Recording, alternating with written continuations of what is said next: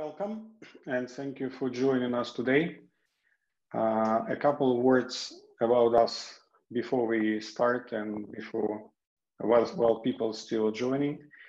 My name is Radchenko. I'm a CEO of Radenia. Having a technology background, I also used to work in all possible engagement and pricing models, providing IT services, solutions, and products. And today we'll deliver the keynote speech together with my colleague and principal consultant of Radenia, Alberto Parolo. Alberto has a significant experience in IT projects and structuring deals for corporations and organizations, including Council of Europe, for example, where he served as a head of IT applications.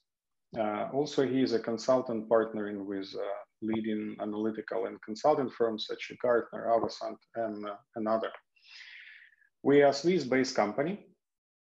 At the same time, Radenia represents a global ecosystem of trusted consultants and vendors in IT services, product development, and transformation advisory. Our services portfolio spans from digital transformation consulting to technology services and sourcing advisory, which is one of the key topics for our discussion today. Regardless of what kind of industry we are working for, or what's the size of our company, we're all facing the need to reinvent ourselves in this new reality brought to us by the pandemic. And in the current world, it also means that we have to create or adjust IT systems to enable or support the transformation, because nowadays you can hardly imagine any big process or service model or procedure in the company which not involving or relying on the IT system and infrastructure. You can see a picture which is very popular in social media nowadays, which is fairly right, as the pandemic and the lockdown contributed more to the digital transformation than many business and IT leaders.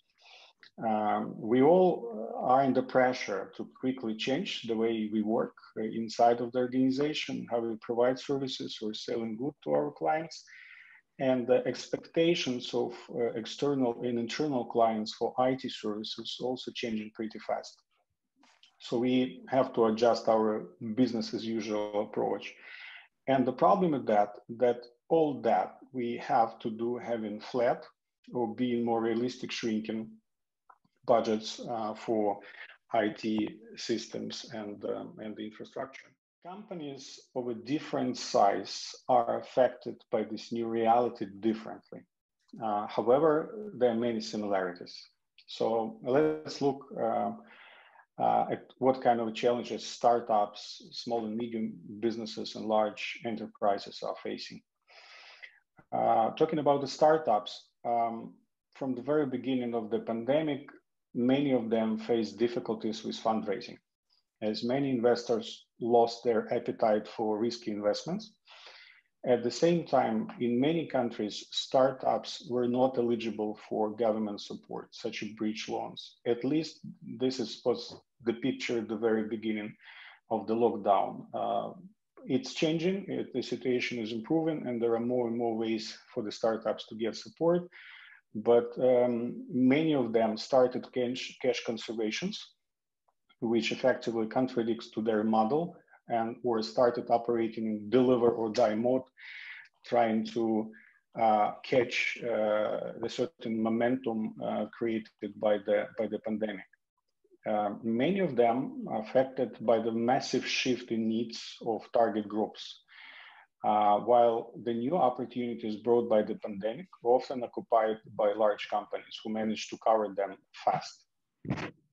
As many startups these days targeting B2B sector and enterprise market, their own problems only multiplied by challenges of their current or potential enterprise clients. But the good news is that if the startup is addressing urgent market needs, investors are more than happy to support it. And we can see many startups trying to develop fast despite of all the turbulence with the global markets. Small and medium enterprises facing their specific difficulties. So first of all, small non-IT companies in many cases have no expertise to upgrade their digital capabilities to support their products, services, and operational processes. Also, traditionally, business continuity techniques are not a strength or a focus for small and medium enterprises. So now they have to learn and adopt selected methods from bigger companies. And even though the services or products of mid-sized companies are in high demand, it is very hard for them to manage their delivery capacity. And they are lacking tools and resources to do so properly and fast. Just to give you an idea, recently I was talking to an owner of a small online supermarket delivery business, and I was surprised to learn that despite the significant rise of the demand, they're out of business because they were unable to scale operations and their clients were acquired by bigger players. Actually, when I was preparing for this conference, I went through a number of analyses on about the main challenges that enterprises and the companies in general are facing due to the COVID disruption. And what I concluded after this analysis was that actually there are relatively few new challenges. What is happening is that some structural problems that we were living with suddenly became critical problems due to the new context. So actually the context has changed. A number of problems which were already there that we knew we should solve them and we were partially solving them, they suddenly became in the critical path. That's the global analysis of that. So tackling some of those structural problems becomes a priority in terms of importance and also in terms of timing. And the point is that we have to do it now with limited resources. We must do more with less, which is the sense of this discussion we are having today. No panic. People are working. We are surviving. We are developing. I think we have two good news altogether. One is that if we observe the behavior in the market of large enterprises, but also smaller size, I mean, everybody, yes, we are doing it. There's the awareness that there's this urgency to resolve some structural problems, and people are doing it. And the second good news is that Alexander already mentioned, is that some challenges can become opportunities, which is a key focus on the solutioning of these problems. So let's have a look together to some of these challenges. Most of them are specific to large organizations, but can also apply to smaller size companies. So we have say kind of a widespread look to the whole market, but with a focus on large enterprises for the part of my presentation, which is also focused on my experience. As you can check from the slide already being presented, we have an initial set of three that we have identified. One is the lack of coordination, which is something that affects all companies and especially the larger ones. There's a number of projects which are running all together. Some of these are uncoordinated. They are lacking program management, which is not necessarily a bad thing because a company needs to discover new ways of doing things, and so they launch a number of projects relatively independent. When the focus becomes to reaction to a rapidly changing environment, there's the need to coordinate better the dispersed activities, and this is really a key challenge on larger enterprises. In order to do that, and then we move to the third pillar that you see in this slide, there's problems about steering. So the bigger the organization, the more difficult it becomes to steer rapidly and consistently. It's like with having a small boat or a big boat, we know the effect. So we have multiple level organigrams, hierarchical mode of communication in large enterprises, which is great to manage the steady state or the slow changing process, but because that's the only way to move all together. When you need to be in the fast adaptation mode, it can become a real difficulty. So there's a need to introduce a breaking barrier approach and the cross-functional empowerment, which exists in some larger organizations, especially the ones which have been built more recently, or IT companies. Some other more traditionally based companies have some challenges in this, and I see them moving fast. When we come to the central pillar that we see its involvement, that's a key point, because it's easy to be part of the company if you are in a small organization. If we are 10 people, okay, there's a crisis, we all get in a room, they talk together, we go to dinner together, we think, we shout, and then there's no discussion about the fact that the company is my own company, if I'm an employee, if I am a worker. If the company has like 100,000 employees, that's less obvious.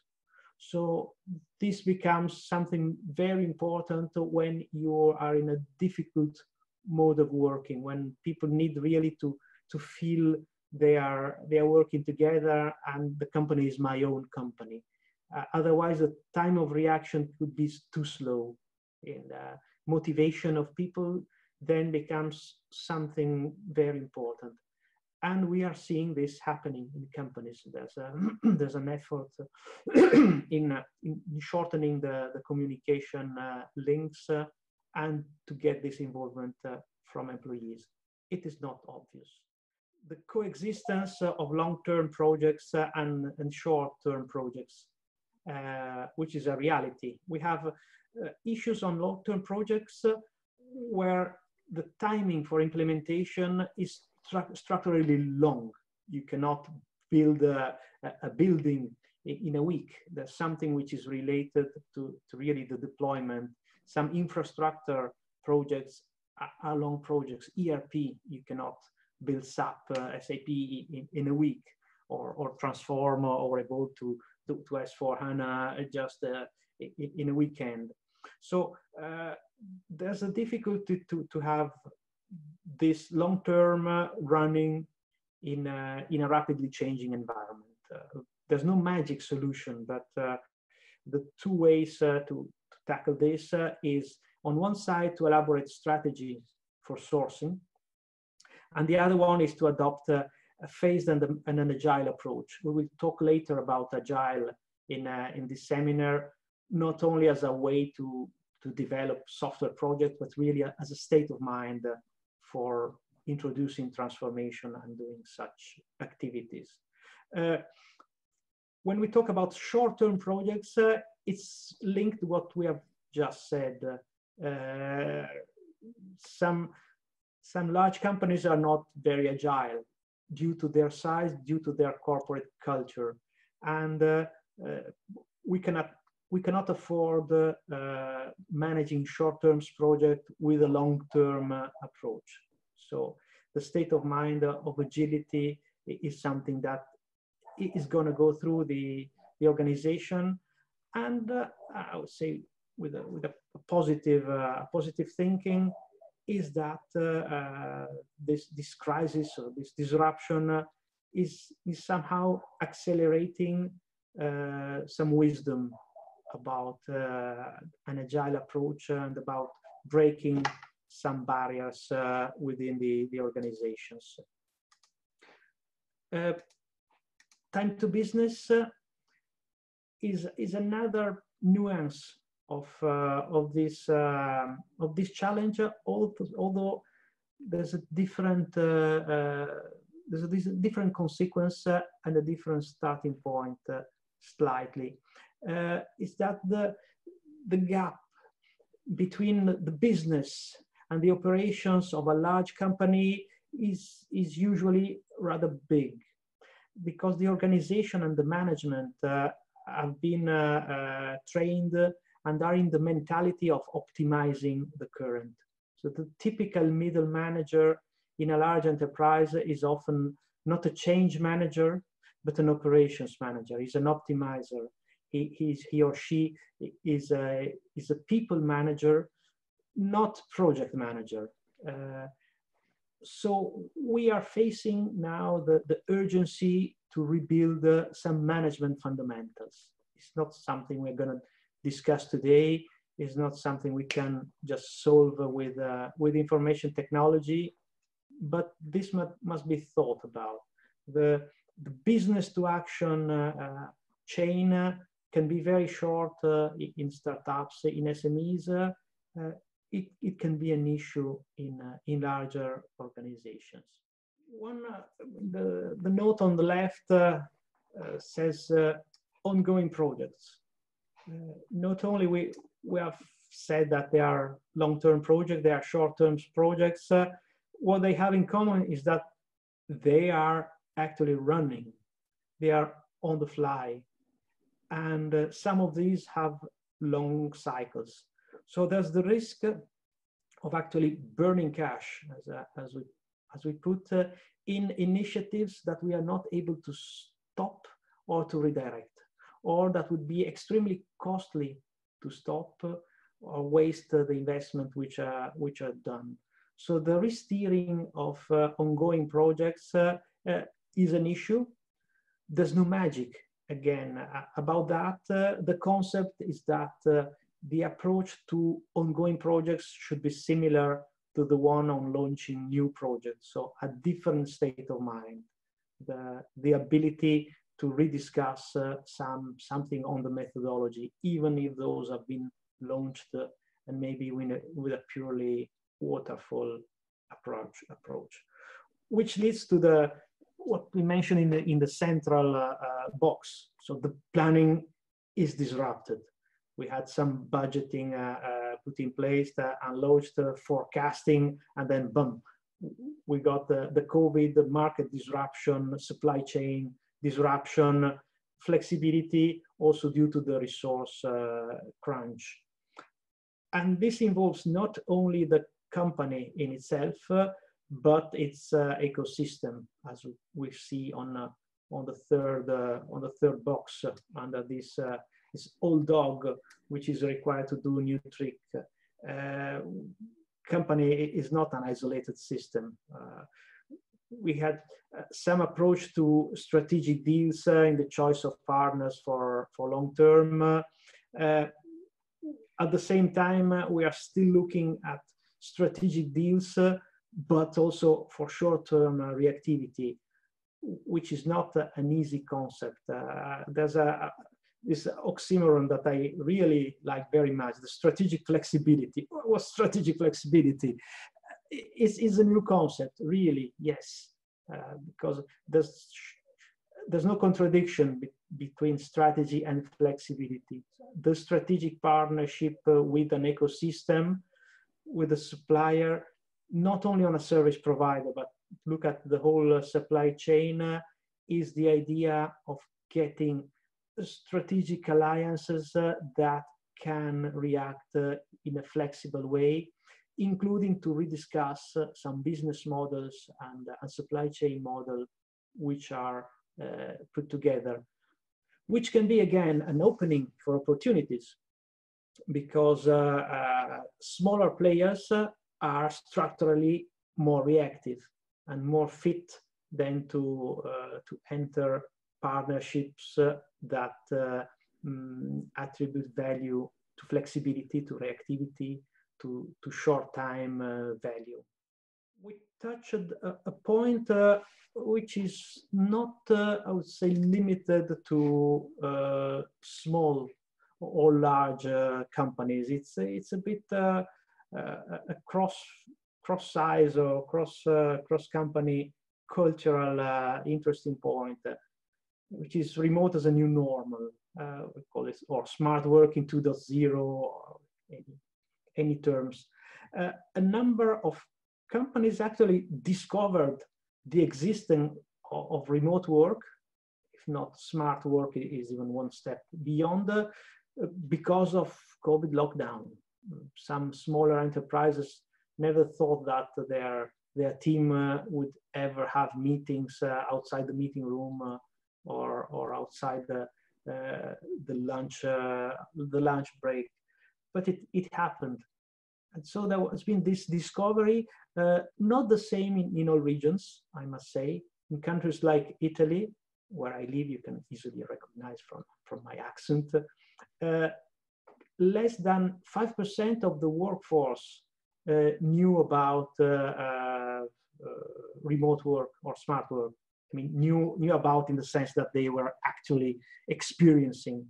While in Northern Europe, I've seen some countries with percentage around 37%, so really a different reality.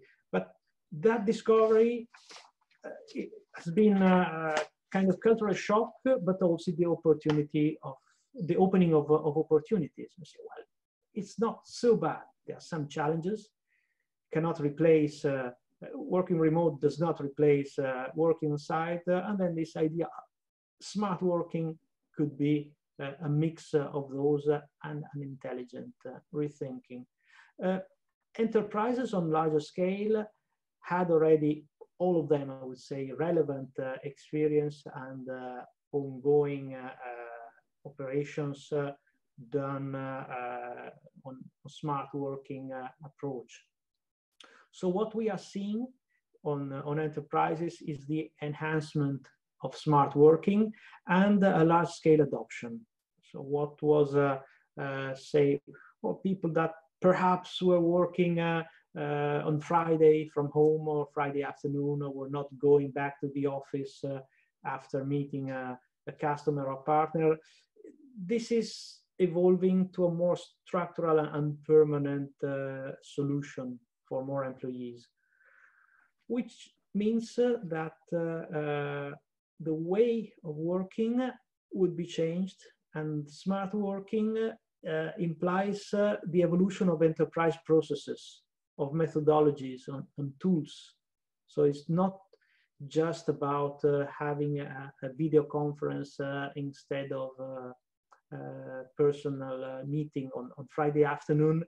Is about thinking processes to be efficiently run by people who are not physically in the same place and which are interacting based on different tools and solutions, which means adoption of different cloud solutions. It means a different concept on sharing the documents. That's maybe a trivial thing, but most of us are used working on local files on their PC, which is not a good habit, but becomes a very bad habit if you adopt a smart working approach, because otherwise the sharing becomes an on-demand activity that should not be sort of a team building. So there's the opening of really new horizons on this smart working. There's been a very rapid evolution in maturity, on awareness of the possibility of smart working and new solutions. And we are discovering things that were there already, but were not exploited. Recently, I went through the concept of South work. I don't know how many of you ever heard about South work. It was very new to me until a month ago. Basically, what happened in Italy, but everywhere. Let's look at Italy, which is a reality I know pretty well. A number of people who came from the South to work for companies which are based in the northern of Italy, in Milan area, for instance, or there are many enterprises. Due to the lockdown, they came back to their families, to their hometowns in the south of Italy, and started doing agile and smart working from home. And now there's some thinking about that. Hey, but that could be a structural solution for development of some rural areas. What if we bring incentives to people to work smartly from their rural areas, they will they will enrich these towns, these concepts, this ecosystem, and at the same time would not require big investments to be done in these areas. It's not a magic, but it's something that could be a structural benefit seen in a mid-term perspective. Another important point is the increase of awareness of this smart working way of doing things. So an increasing number of companies are becoming familiar with the concept of working from far away. And so offshoring, nearshoring, which were something which was thought, okay, this is not for me, I'm not going to use nearshoring, becomes an easier concept to adopt.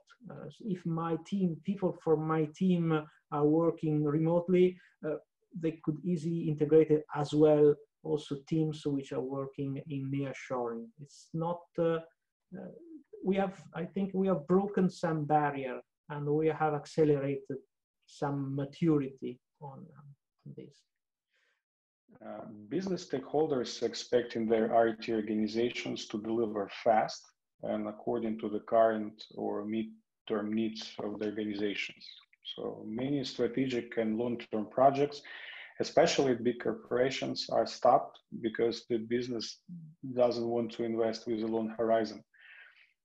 In-house IT departments and especially expensive consultants are being reduced across the board, which we also can see from the quotes on the top of the page, which is not necessarily right, as sometimes this can limit a company's ability to support operations and systems, as well as build and implement the right strategies. So getting back to the content of the previous slide, because in many ways to be successful in transformation, especially doing that fast and under pressure and in light of the budget limitations, you have to have a proper people experience and the culture, if you like. And this is generally a very interesting discussion about the historical domination of run the business culture among line managers, and sometimes even on strategic level, especially in big enterprises, versus change the business culture. Currently, the expectations from key business leaders are fast delivery, high engineering quality at reasonable cost, if we're talking about IT services specifically, and very high adaptability of IT services, which means the high adaptability of the teams and IT leaders. As you can see from the quotes, many experienced IT folks are losing their jobs at markets which are key consumers of the IT services. So for example, places like Silicon Valley, probably for the first time facing a situation when they have an excess of local IT talents.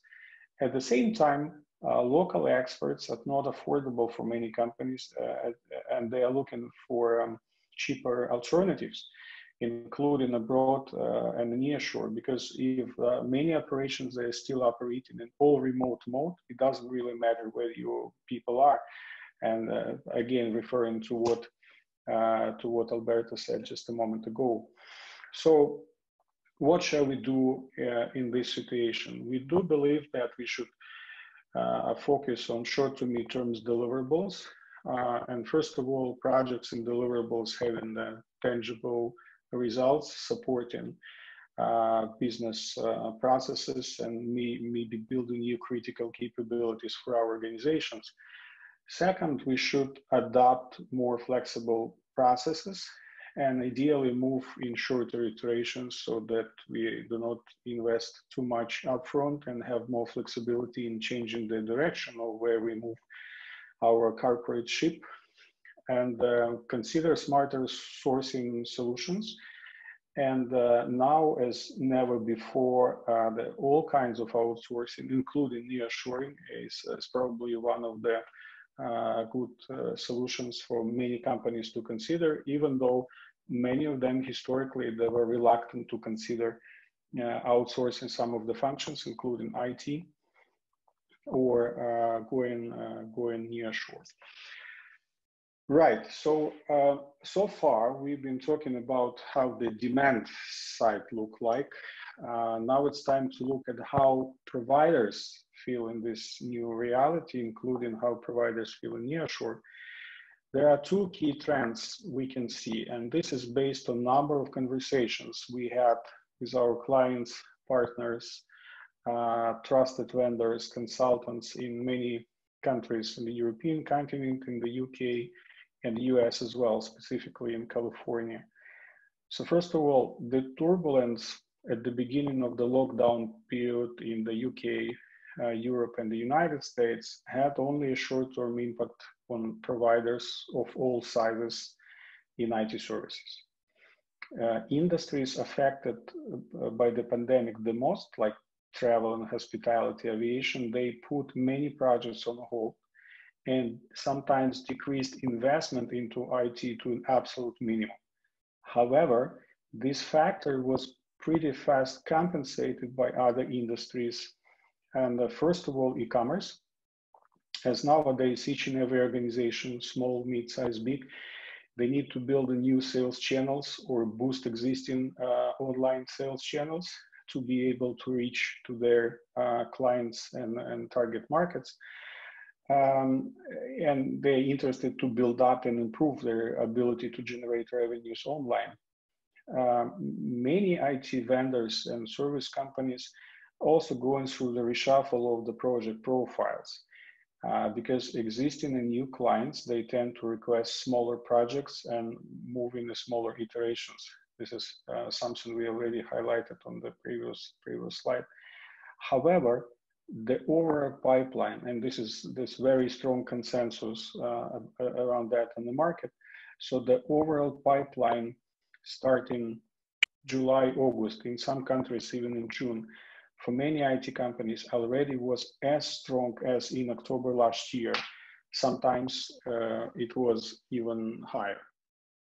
Another important factor is the availability of IT talents for outsourcing and nearshoring providers. So let's look at the labor market of Ukraine, which is the largest nearshore IT talent pool in the Central and Eastern Europe region. And historically, companies from this, service companies from this country have very strong presence in the UK, United States, Nordics, Germany, Israel, and other countries. As you can see, historically, the usual number of new IT job openings per month was somewhere in between 45 to 5,500. With a certain seasonal deviations, for example, we experience usual drop in December, for example, and to a certain extent, somewhere in the middle of the summer. And April this year, market experienced an unprecedented sharp drop in the demand. However, already in May, we've seen signs of recovery, and until July, market returned completely to business as usual mode. And according to all kinds of providers, small, mid-size, huge, they expect this growth to continue in September, and most likely will beat historical heights by the end of this year. As nearly 100% of the local IT industry working on clients from the Western Europe, United States, Australia, Israel, we can clearly see that the growing need in digitalization on this market materializing in new projects in the nearshore. Let's look if the cost of services in nearshore affected by the global economic slowdown, because there were lots of speculation on that, and many people expected that the salaries as the key driver for the IT services cost, especially in outsourcing and outstaffing models, will go down.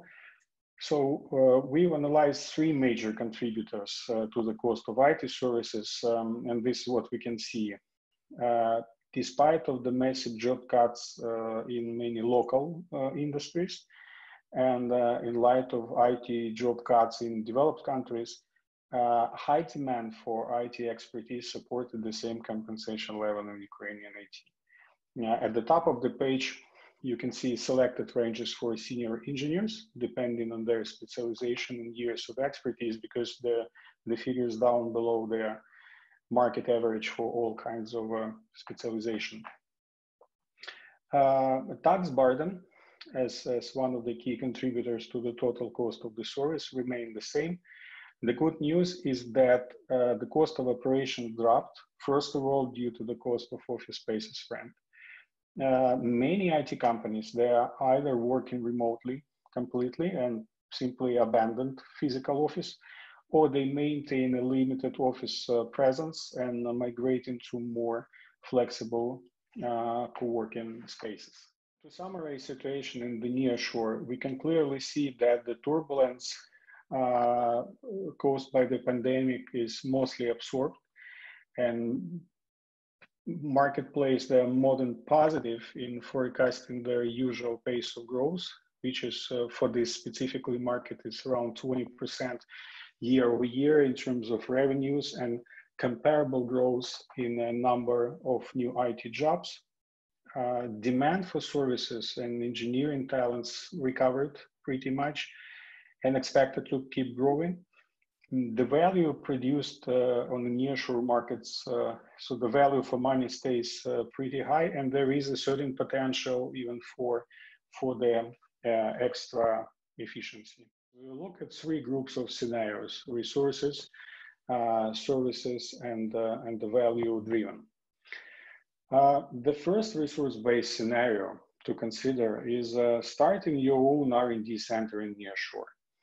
The model which emerged within last several years, this model already proved to be a cost-efficient and much more flexible alternative to traditional outsourcing and outstaffing deals. While details and recent examples of the model implementation will be covered by our next speaker, I would like to highlight some of the important elements of the model. With tailored R&D center, you can enjoy the most transparent pricing model. And this is important for many of us, especially in time of natural budget constraints, because every little helps. As for many clients looking for nearshore deals, ability to scale expertise and delivery capacity is a major concern. R&D centers model offers an SLA-based recruitment, so you can have specific deals based on your hiring preferences and the appetite for growth with your provider.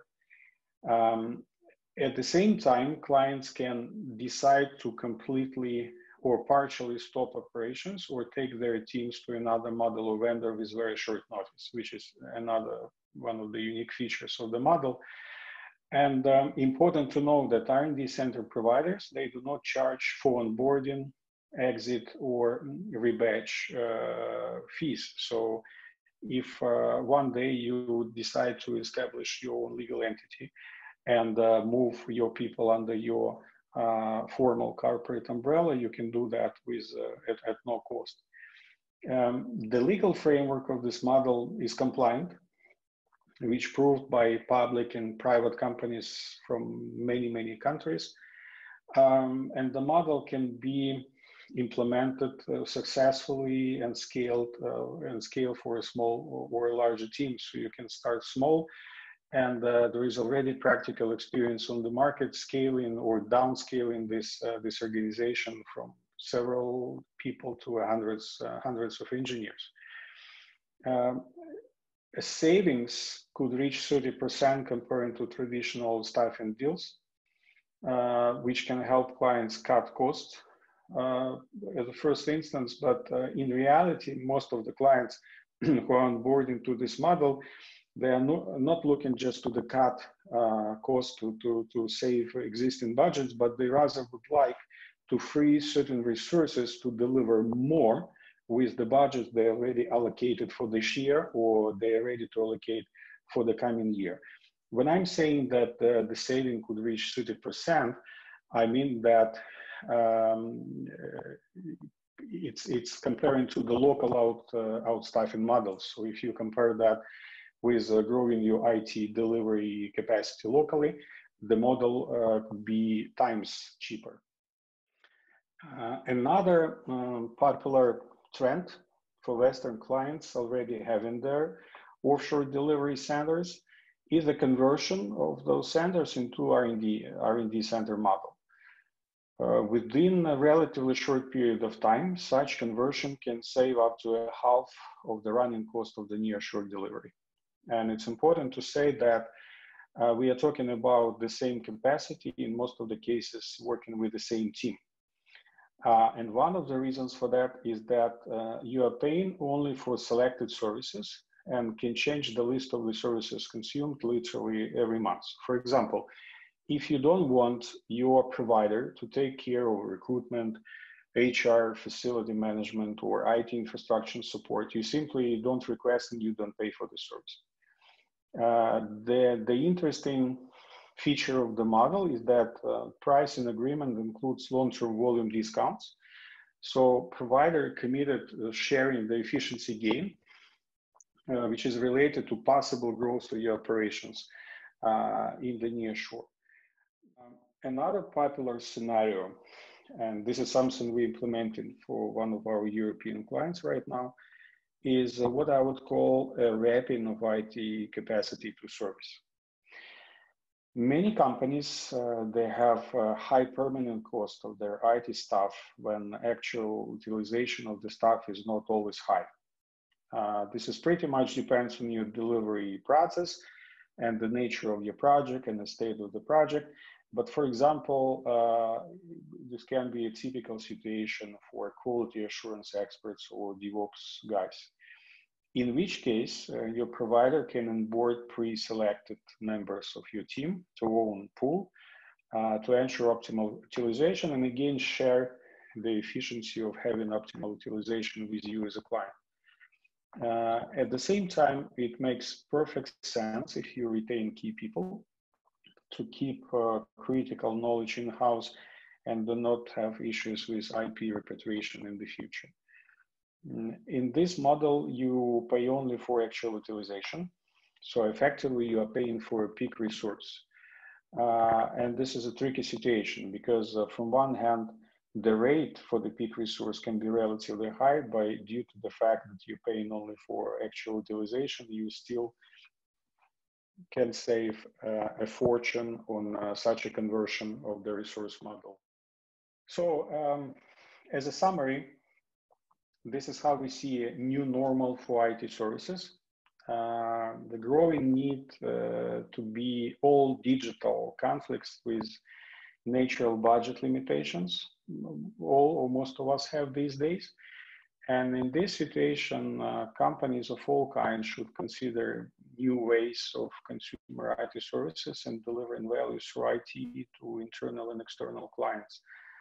Therefore, they have to be more agile, value-focused, and find ways to deliver quality IT services at the lower cost.